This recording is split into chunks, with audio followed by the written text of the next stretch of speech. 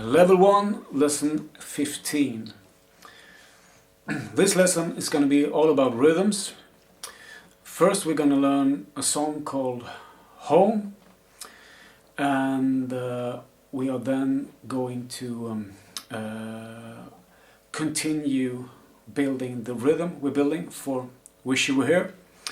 So after the song video of Home, the lesson continues with the Wish You Were Here rhythm. Home was originally released by Iggy Pop in 1990. It's a very straightforward song. I have rearranged it a little bit, not to make it necessarily simpler, but just easier to remember for beginners.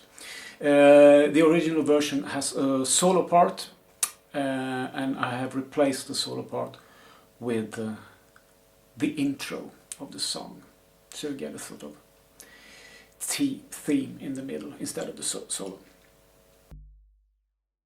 The song is going to teach us one of the most common rhythms there is, and it looks like this. And as you see, it's all uppercase letters, down and U's. This means that it's just whole strokes.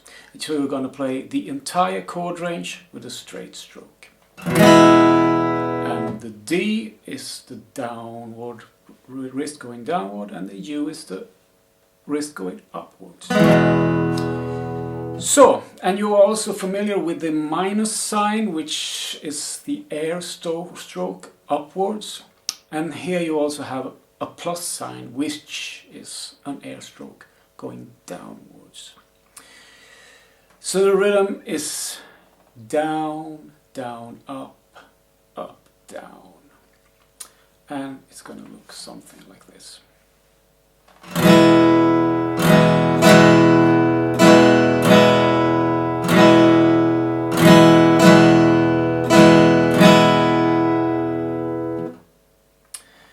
And this is actually a big part of the song. You're going to play this rhythm almost all the song.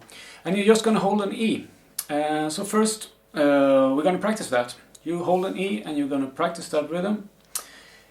You're going to get practicing videos in 80, 100, 120 and 140 BPM. And if you have a problem reaching the fastest one, I think you should just continue to the next lesson, or you should continue to the Wish You Were Here rhythm and then go to the next lesson. And add this as a parallel process and keep practicing it until it's up to speed, and then return to this lesson and complete the song. It's pretty easy to complete a song once the rhythm is there. So just try it out. Here it comes first in 80 and so on. Good luck.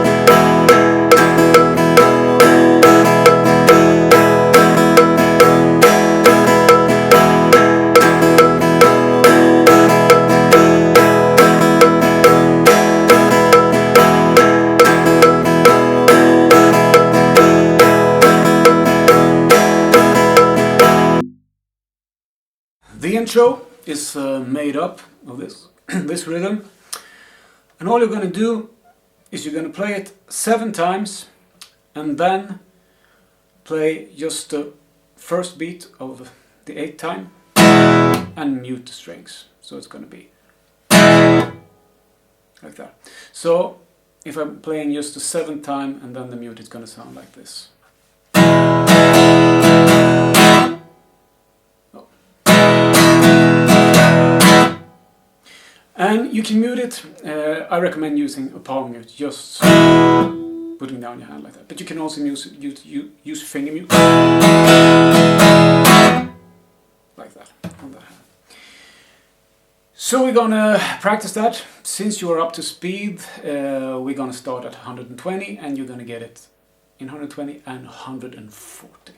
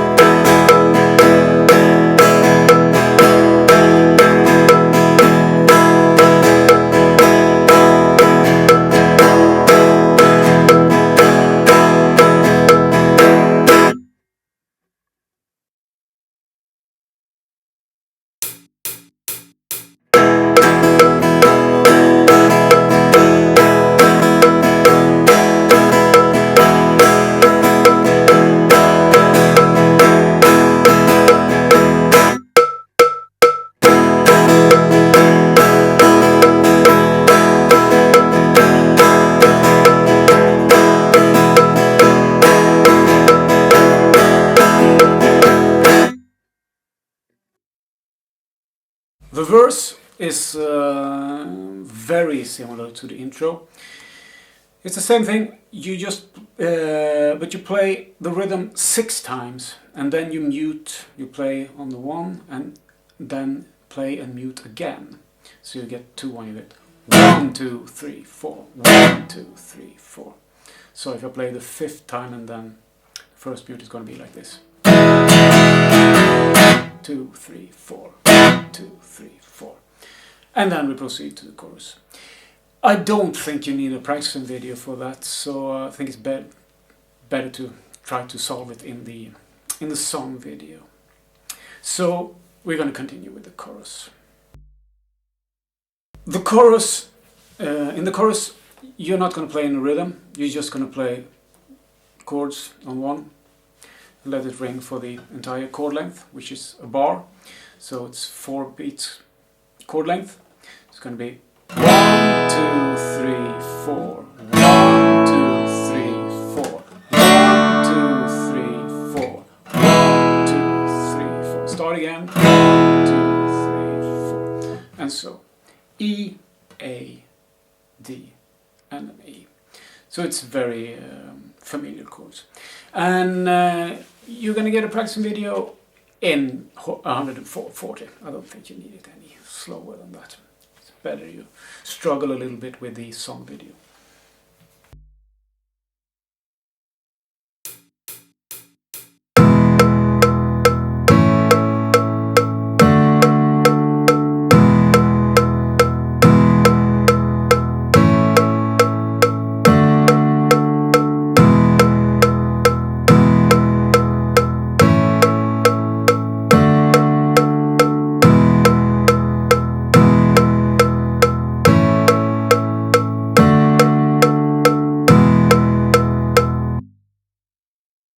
That's all there is to it.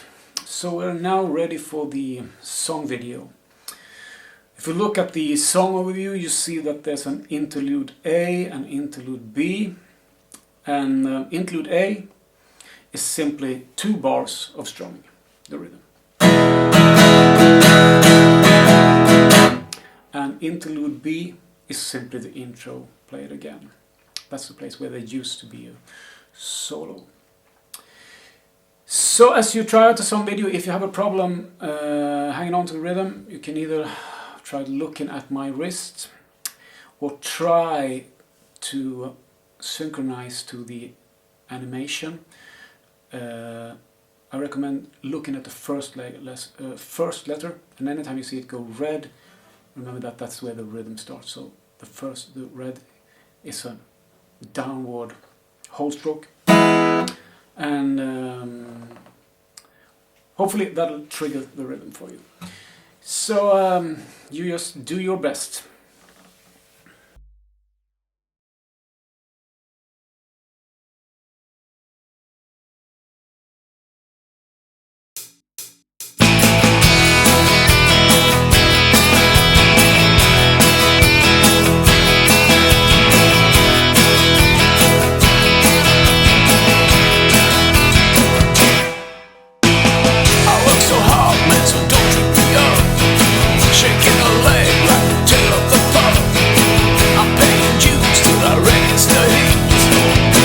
I don't end up on the street. Oh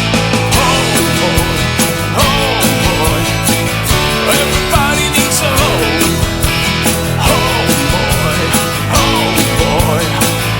everybody needs a home. So many people rise and fall. Who's looking after you at all? Nobody knows anybody at all. Strangers in paradise down at the mall. Oh boy, everybody needs a home. Oh boy, everybody needs a home.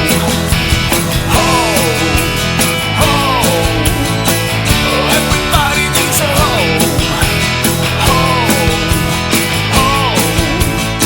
You better think about your home.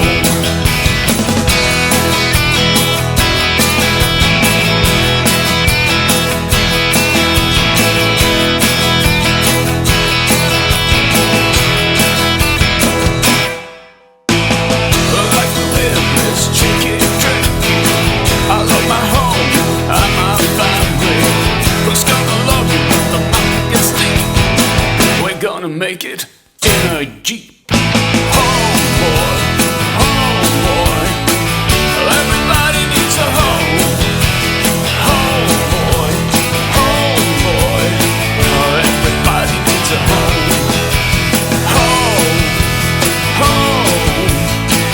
Everybody really needs a home. You better think about your home. The rhythm we have learned so far on Wish You Were looked like this. And to make a little recap, the uppercase D is the whole stroke, downwards.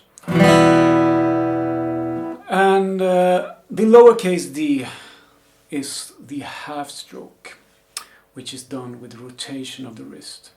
And remember that the half stroke is not balanced. You don't have to strike each string equally hard. So you just do it. You try to aim for the dark part of the chord. So it's, well, something like this. But you know that. Okay, so what we're going to do now is at the end of the rhythm, we're going to play this instead. As you see here, these are also lowercase letters, D and U, but you have an accent above them, and this indicates that these are bright half strokes. It's the same technique, but you aim for the bright side of the chord, which will be string 1, string 2, string 3, something like that. And you're going to use the exact same technique. But you're also gonna strike the string with the wrist going up. And this is done in one motion. Like that. Not. So the rhythm is gonna look like this. Dark. Bright, bright.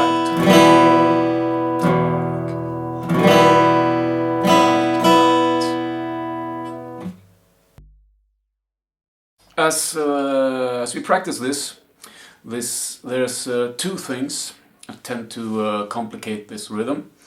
The first one being the phenomena that I call transition motion. And this occurs at the end of the rhythm. As you first play, bold, dark, bold, and then bright, bright. The last motion, the bright, bright motion, naturally stops here somewhere around the third or fourth string. However, you are going to return to the end of to the start of the rhythm and play a whole stroke, and a whole stroke starts above the sixth string. So there's a distance from where you naturally stop the motion to where it's supposed to be. And any technique should end up where the next one starts. So you got yet another motion that I call the transition motion that you have to add to the upstroke. And it's not more complicated that you play the stroke and then continue up to above the sixth string.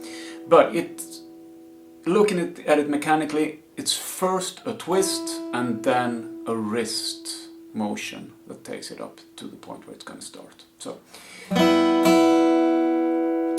and it's yet another one of the things that I don't think you should overthink. Just remember not to stop here, and I think generally it comes naturally if you're just conscious about the problem. So the motion needs to be and then continue up to this above the sixth string. The other thing, it's not as common problem, but some people have problem doing the rotation on the bright half strokes down here. They tend to want to use the wrist, and it very often looks like this.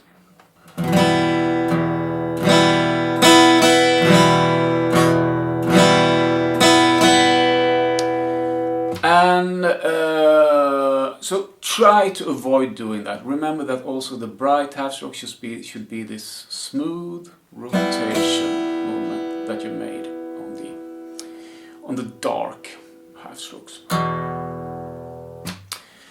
So now you should allow yourself some time to practice this rhythm isolated, and in the next lesson we're gonna add the chords from the Wish You Were Here.